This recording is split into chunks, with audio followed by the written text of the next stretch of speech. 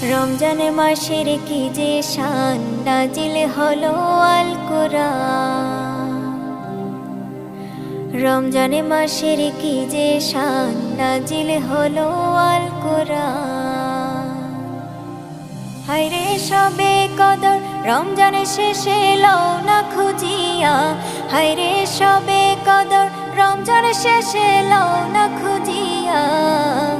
রমজানেরই মাসে এলো খুশির খবর লইয়া, তোমরা জানাও গো শুকরিয়া।